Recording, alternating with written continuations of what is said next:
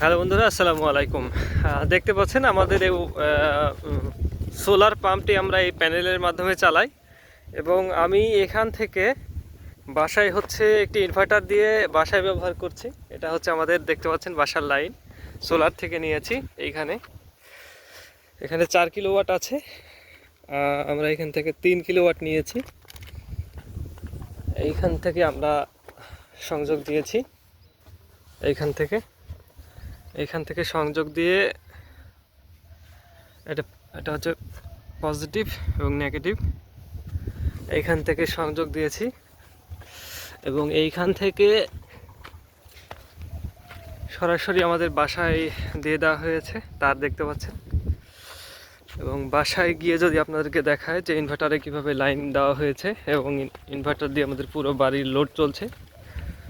এই পুরো সিস্টেমটা করার কারণ হচ্ছে যে আমাদের সোলার পাম্পটি সবসময় চলে না, মাঝে মাঝে বন্ধ থাকে, অধিকাংশ সময় বন্ধ থাকে।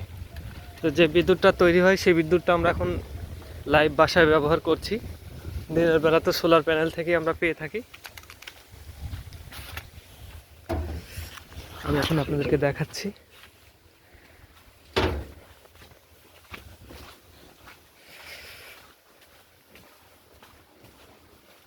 এই দেখেন, এটা হচ্ছে আমাদের সোলারের লাইন বাইরে থেকে এসেছে এবং এখানে সার্কিট ব্রেকারের মাধ্যমে এই ইনভার্টারে নিয়েছি এবং এই ইনভার্টার থেকে আমাদের কিন্তু এই সোলারের মাধ্যমেই এই যে রান্না হচ্ছে ইন্ডাকশান চুলায়।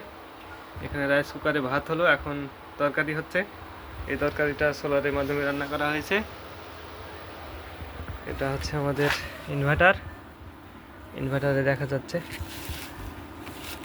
নিচে ব্যাটারি আছে, ব্যাটারি ছাড়াও কিন্তু এটা চলে।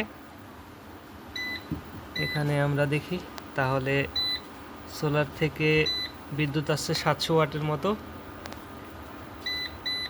আর লোড হচ্ছে 41%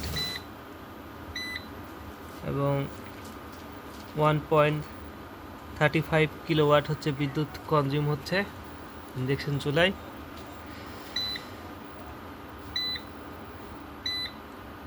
এসি লাইন আমি অফ করে দিয়েছি, দেখেন এসি থেকে কোনো ইনপুট আসছে না, কিন্তু এই সোলার প্যানেলের থেকে এসেছে 320 ভোল্ট এবং এখানে 700 ওয়াট। এখানে হচ্ছে 2.3 অ্যাম্পিয়ার বিদ্যুৎ সোলার প্যানেল থেকে আসছে। নিচে ব্যাটারি আছে, ব্যাটারি সোলার প্যানেল থেকে সরাসরি ইন্ডাকশন চুলা এখানে রান্না হচ্ছে।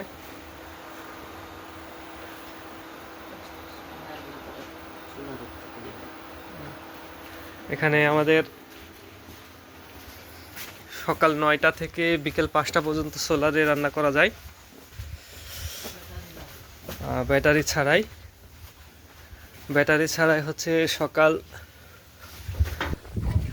9টা থেকে বিকেল 5টা পর্যন্ত রান্না করা যায়। আর যদি রোদ থাকে ভালো, এখন মোটামুটি একটু রোদ কম, শীতের সময় একটু বেশি সমস্যা। এখন বিদ্যুৎটা খুব কম তৈরি হচ্ছে, কিন্তু এটা যখন গরমের সময় হবে কিন্তু এই 9টার দিকে কিন্তু একদম পুরোপুরি রোদ থাকবে এবং পুরোপুরি রোদে কিন্তু আমরা সঠিক আউটপুটটা পাবো, এর থেকে ভালো আউটপুটটা পাবো, এর থেকে অনেক বেশি আউটপুট আমরা এখান থেকে পেয়ে যাব। আপনারা এখানে দেখতে পাচ্ছেন প্যানেল থেকে ইনভার্টারের মাধ্যমে আমরা বাসায় লাইন নিয়ে নিয়েছি। তো এই ছিল আমাদের আজকের ভিডিওটি ভালো লাগলে লাইক দিয়ে পাশে থাকবেন এবং আমাদের চ্যানেলটা সাবস্ক্রাইব করবেন। আমার এই চ্যানেলটা সাবস্ক্রাইব করে আমাদের পাশেই থাকবেন। ধন্যবাদ, সবাইকে ধন্যবাদ জানিয়ে আজকের ভিডিও শেষ করছি। খুদা হাফেজ।